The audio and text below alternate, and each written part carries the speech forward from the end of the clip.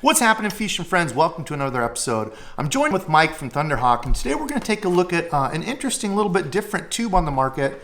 Their Stupid Uncle tube. So, Mike, what's the story behind this? Why'd you create this? Well, the reason we created the tube, we know a lot of tube fishermen, and I love fishing a tube. We can hand a tube to anybody, just go fishing with it. We created machines and tools to make this. We inject and mold it and for a reason. Also, we created this because we can do colorways exactly the way we want it. Clean.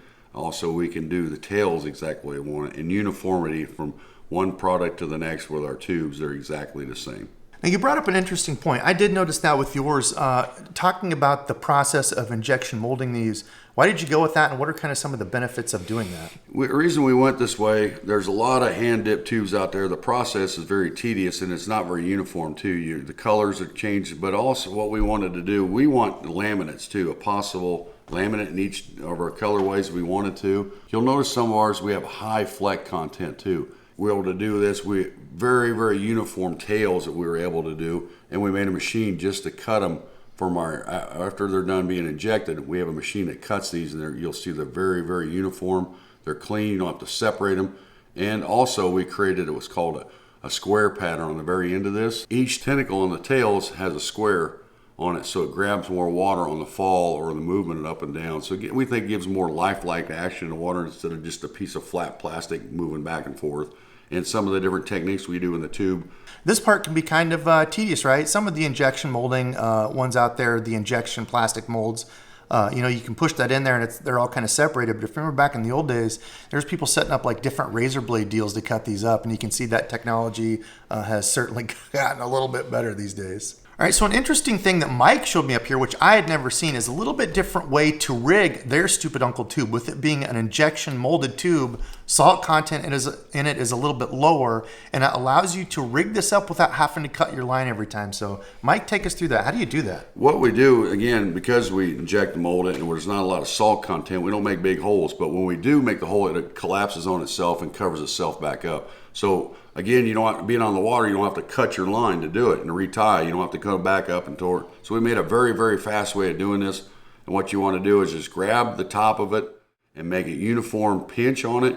And you want to come in at a 45-degree angle. You come through an exact same area in the back of the tube, you push it through. That's why you pinch it, to make sure it comes exactly the same spacing from the front to the back. Once you get it to that point, then grab the bottom of the hook, you push up. So that way you'll see the line tie comes out exactly snug on the top of the tube. Then what you do is you grab the back portion of the tube. Again, you collapse it and measure out where you want it. You just move it through, come back, and then you push it up, it collapses on itself. So what you'll see when you properly rig this way, it's very, very fast once you practice at it. And also what you'll see is when a fish comes up, it's exposed. It's kind of a tech expose.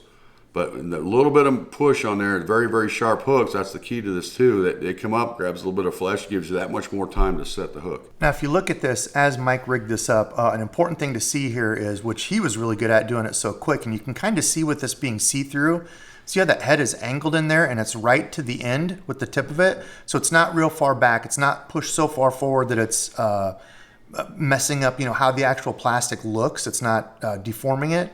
This is a completely straight rig. Your eye's right here in the front, which is what he pointed out. As you bring this over wood and such and you hit it, it tends to just kind of roll up over it. So this is something which is kind of what we'll talk about next. This is a great do-it-all. Like you said, it's so easy, your stupid uncle could use it. Yeah, I'm the stupid uncle. And with this being so versatile, what are a couple different retrieves, or kind of how do you fish this around grass and rock for somebody that's maybe new to a tube or not used to fishing a tube this way? Because with me and my dad, it was, the old tube jigs that were kind of a cylinder. You push it in and it was an exposed hook, right? But with this being kind of tech exposed, you can fish this around a lot more. So what are a couple tips you have for people fishing this? The big thing, the tip I have to people is don't get too heavy. Most times I fish 3/16. A lot of times I'll fish 1/8. If the density of the grass is real heavy, I'll go to 1/8 and actually be lighter so it sits on top of the grass. But I can fish this anywhere, wood, rock, great on rocks, great in grass. If there's a lot of bait fish, if they're chasing bait fish or they're eating bait fish, I'll do a lot more action in the tube. I'll let it go and do it fall. If I don't get an initial bite on the fall, I'll give it some pumps up and down. And I try to mimic what the fish tell us, meaning if I get a pop off the bottom, and then all of a sudden a fish hits it, I'll repeat that. If I get a slow popping back and forth, let the tails undulate a little more, I'll repeat that. But if I think they're feeding on craws on the bottom and they're looking down, I'll let that thing soak a little bit, and I'll just slowly work it back to the boat. And like I said earlier, the unique thing about this, unlike a Texas rig, that being the line tie is up here, anything it touches, the slightest of movement will move this up and down, and giving action incorporated with our tails as well, the water movement, the current under the water, or just the movement of our bait itself, which triggers a lot of bites. And a big thing I use this for, absolutely love to skip with this thing. This thing is so underrated to skip with. You can, especially docks. And anybody that fishes with me and knows me, if I had a dock in front of me, I'll avoid everything else till I fish that dock, and I'll get every corner of it. And usually it's with a tube. And I've had guys from down in Texas fish me in Lake Fork. They made fun of me because I had such light tackle. They made fun of me because I was skipping big docks and big fish. And the bottom line is, my two biggest fish in my life have been caught on a tube. One was a 12.5, one was 11.5. And Mike really nailed that. This thing does skip well. You can bring this through grass. Maybe the only thing that it is a little rough at is wood. But if you're flipping to big pieces of wood, you're not in the thick brush, it still comes through that too, because you can, just kind of skin hook to expose that to make it weedless. But at fishing this, he fishes it on a Baitcaster. I was fishing it on a spinning rod, and you can skip it that way too. So even if you're not good at skipping a Baitcaster, you've got options with this. I was at a Bassmaster University back before it is what it is today, probably 20, 25 years ago, and I had Dion Hibden in there talking about finesse tactics for dock fishing and skipping and stuff like that. And he said, he was talking about back then 10-pound line. It's so versatile. I've used them from Florida to Texas, we're up in Minnesota, New York, Canada. It's accounted for 7-pound smallmouth and 12-pound largemouth for me on the same exact rig. So we think, again, even your stupid uncle catch fish with his tubes. And that's the whole point, go out and catch fish. Not just what everybody else is using or the fancy stuff. This is so simple, it's crazy. Mike's getting up to go grab a rod because I wanted to go over what he uses for rod and reel. You all have seen me fish it. Generally, I'm using a spinning rig, 15-pound braid to 10-pound leader. But one thing that I really noticed with the tube, and he said, why fish this? Why not use a Ned rig or, a number of different other things? For me, is the way this falls. So when you throw that in there and pop it, it has this kind of spiral on it. And I had multiple fish today. As I was popping it through the grass and getting it to the edge, you'd see it kind of shoot out of there and kind of do this death spiral type deal. Mike and I were talking earlier, bait fish don't just all of a sudden die and drop. They have this kind of struggling, moving, and that's what that really looked like. What's your kind of go-to rig, rod reel line to fish this on? My go-to is, again, it's lighter than most, but it's not finesse. I call it power finesse, really. I created a rod just for that, and I'm not just trying to sell you my rod. Over the years, I've usually fished it with a Baitcaster. I know guys that do nothing but spinning rods with it. But I like a Baitcaster because I feel like I have more control, because I talked to you before, I skip a ton. Mm-hmm. But and then if I got too long of a rod, so usually I like a 7-foot rod with a moderate fast tip. Again, then when this thing loads up and it catches the flesh, it'll pull down but won't pull it out.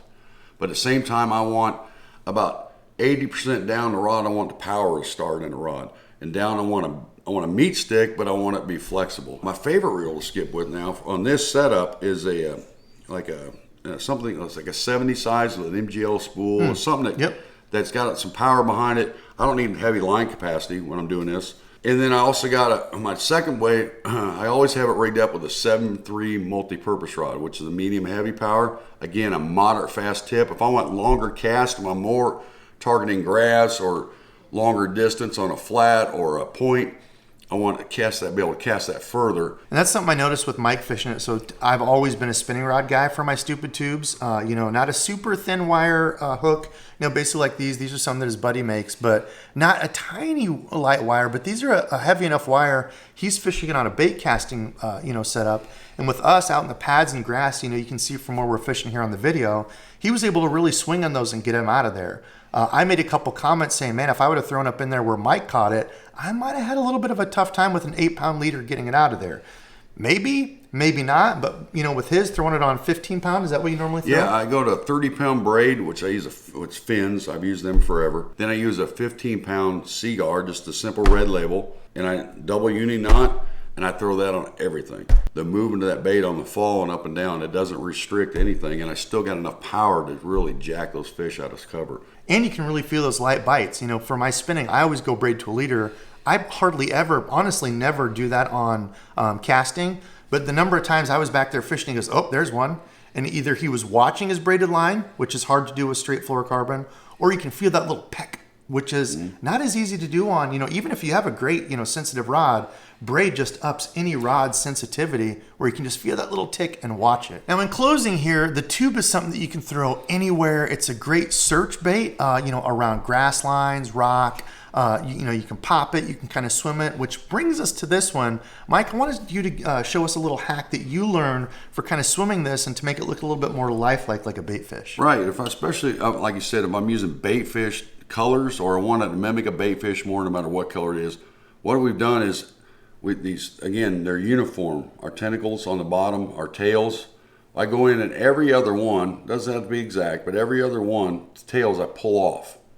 And so what that does is create half the volume. You'll see the one over here that's full, and here's one that we've already done. The big difference, you'll even see the movement right here. You see how it moves compared to this?